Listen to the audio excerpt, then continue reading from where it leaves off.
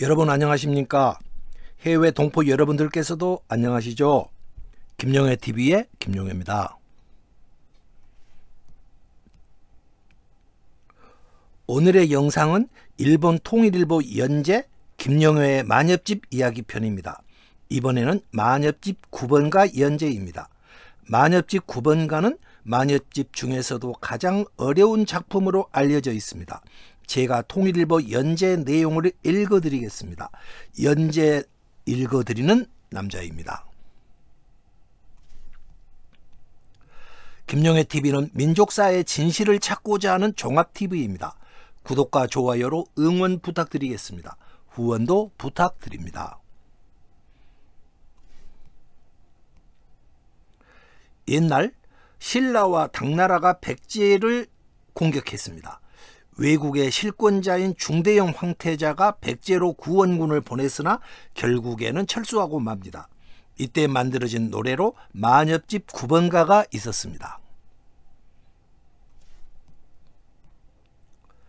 작자인 액전왕 누카타노 오오키미는 중대형이 칼싸움 끝에 두 쪽으로 갈라져 끝장나게 해주소서라고 비는 노래를 만들었습니다. 만엽집 9번가는 이런 노래입니다.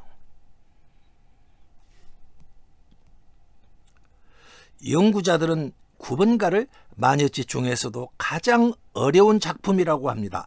일본 말로는 난훈가라고 부릅니다. 9번가의 원문입니다. 몇 글자도 아닌데 이것을 지난 1000년이 넘도록 풀지 못하고 있습니다.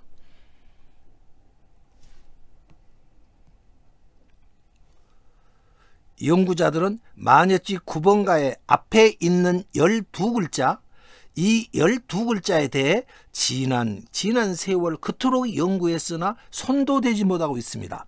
뒷부분에 있는 13글자만 겨우 풀어놓고 있을 뿐입니다. 물론 그것도 맞지 않습니다.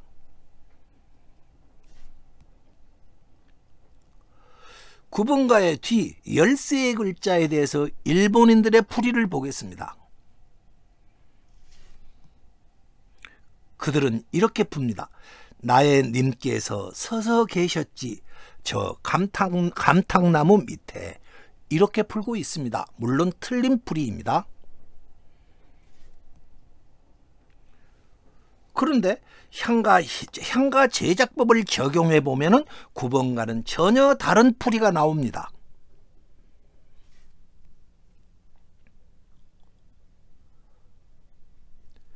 떠들지 말아야지. 원만하게 지내는 이웃이어야지. 중대형이 끓는 탕처럼 화를 내면서 내 여울성 남자에게 가. 활로 쏘아 죽이겠다며 일어서라 하네. 겸하여 5명의 장수에게도 일어서라 하시네. 원만하게 지내는 것 말고 새로 무엇을 근본으로 하리. 이러한 작품이 나왔습니다. 놀랍게도 외국의 백제 구원군 지휘부에 심각한 갈등이 있었습니다. 중대형 황태자가 자신의 방침에 반대하는 자기 동생 대해인 황자를 활로 쏘아 죽이려 했다, 이러한 내용입니다. 작자인 액전왕은 대해인 황자와 연인 관계였습니다. 그래서 연인에게 중대형 황태자와 싸우지 말고 원만하게 지내시라, 이렇게 말하는 작품을 만든 것입니다. 그러나 이것은 겉으로의 내용일 뿐입니다. 이 작품에는 깊은 의도가 숨어 있었습니다. 여기 나오는 대상칠형, 이 4글자를 풀어낼 수 있어야만이 9번가의 진짜 의도를 알 수가 있었습니다. 7은 7개 할 때 7칠이 아닙니다. 칼을 내리치다라는 의미로 풀어야 합니다. 동부가 고대 문자인 각골 문자에 따르면 7은 칼을 내리치는 모습을 하고 있었습니다. 그래서 상칠 이 두 글자는 서로 칼싸움을 한다 이런 뜻이 되겠습니다. 대상칠형 이 글자 네 글자의 모습을 보십시오. 중대형 황태자의 이름 대형이라는 이름을 칼로 생선을 가르듯이 딱 잘라놓고 그 갈라진 틈에 상칠 이 두 글자를 끼워 놓은 모습입니다. 중대형이 칼싸움 끝에 두 쪽으로 갈라져서 멸망하게 해주소서. 이러한 끔찍한 주술이 시행되어 있었습니다. 대상칠형이라는 이 네 글자 속에 바로 이러한 끔찍한 주술이 시행되어 있었습니다. 다음은 오뢰자라는 글자를 풀어보겠습니다. 여기서 두 번째 글자 뢰는 여울뢰입니다. 여울은 땅이 깊이 패인 곳에 흐르는 물길입니다. 여울은 물이 샘솟아 흐르는 여성의 성기를 상징하고 있습니다. 그래서 오뢰자 이 세 글자는 내 여울의 남자, 내 여울 속 남자로 풀이가 됩니다. 액전왕의 연인 대해인을 말하고 있습니다. 액전왕과 대해인 황자 두 사람은 살을 섞는 사이였습니다. 663년 8월 28일 한반도 서해안 백총강 전투에서 외국군이 당나라 수군에 크게 패하고 말았습니다. 그로부터 열흘 후 9월 7일 백제군 최후의 거점이었던 주유성까지 항복하고 말았습니다.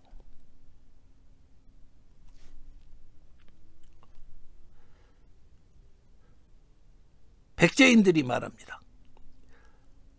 한반도 남달의 대대성에 가 외국의 장군들을 만나 어떻게 해야 할지 의논하자. 이렇게 일본 서기에 나와 있습니다. 그리고 9월 25일 외국군이 대대성에서 배를 타고 외국으로 떠나갔습니다. 한반도에서의 철수입니다. 주유성 함락일과 대대성에서의 철수일 사이는 불과 18일입니다. 그 사이에 전략회의가 있었을 것이고 철수 결정이 내려졌을 것입니다. 수만 명이 출범하여 몇 년간 전쟁을 치렀는데 철수는 단 18일 만에 결정됩니다. 완전한 철수는 외국군의 현장 지휘관, 한반도에 와 있던 현장 지휘관이 내릴 수 있는 성격의 결단이 아니었습니다. 일본의 최고 권력자이던 중대형 황태자만이 내릴 수 있는 결정인 것입니다.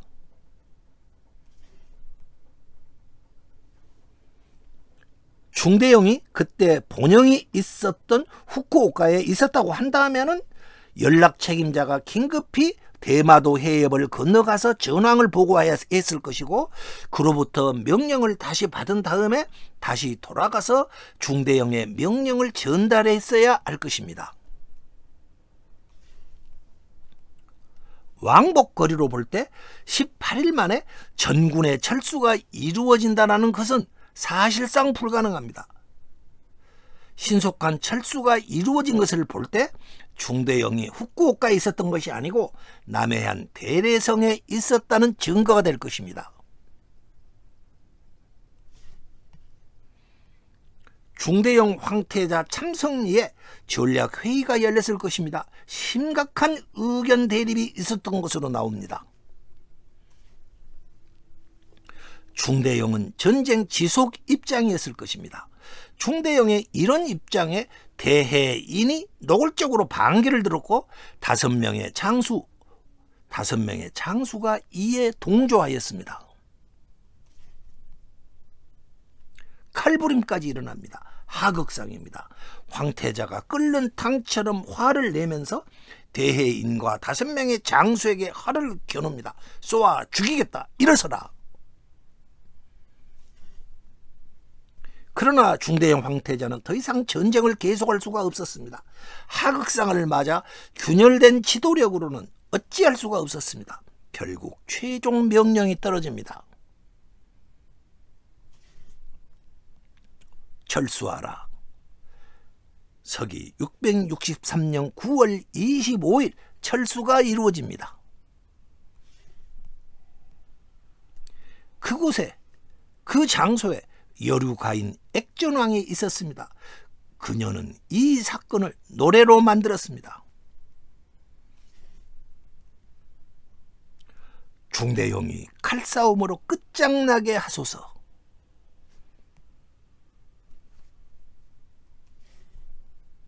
이런 엄청난 저주의 노래를 감히 가녀린 여인 혼자서 만들 수는 없는 것입니다.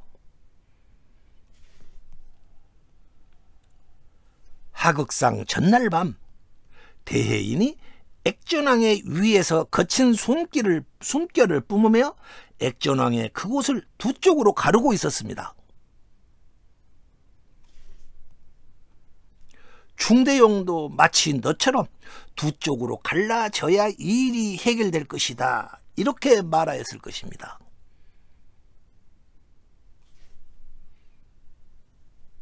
형을 배신하는 충격적 말입니다. 살을 섞으면서 뜨겁게 달떠오른 남녀 사이에는 어떠한 배신의 말이라도 못할 것이 없을 것입니다. 액전왕은 너덜너덜해진 채 연인의 말대로 구번가를 만들었습니다. 거기에 주술의 힘을 담았습니다. 대상칠형, 이러한 끔찍한 구절이 그렇게 만들어졌을 것입니다. 대상칠형의 저주는 이후 임신의 난에서 현실이 되고 맙니다.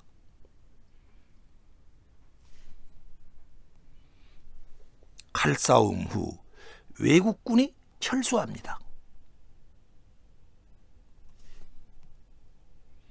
서기 700년, 아니 700년 백제가 밤하늘의 유성처럼 긴 꼬리를 남기며 어둠 속 저편으로 사라지고 맙니다.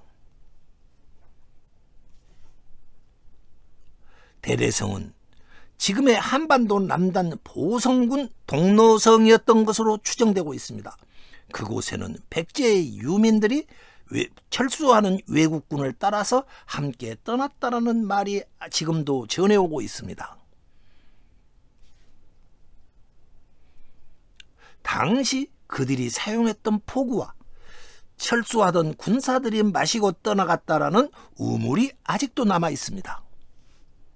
이 사진의 우물입니다. 그때 떠나간 이들을 기리는 동로성 축제도 행해지고 있습니다. 만엽집은 노래로 써놓은 역사였습니다. 이상입니다. 이러한 과정을 통해서 외국의 백제 구원군이 철수했고 백제는 700년 역사를 마감하고 최후를 맞았습니다. 이러한 사실은 만엽집 9번가에 들어있는 사실은 한중일 어떠한 사서에도 없는 내용이었습니다. 만엽집 9번가 향가 속에는 들어있었으나 그동안 아무도 풀지를 못하다가 이번에 풀리게 된 것입니다. 만엽집 속에는 고대 한일 관계사가 들어있었습니다. 보다 상세한 내용은 야후 저편 들어가셔서 통일일보 사이트에 들어가 참고해 주시기를 권유드립니다. 구독과 좋아요, 공유 부탁드리겠습니다. 감사합니다. 추적은 계속됩니다.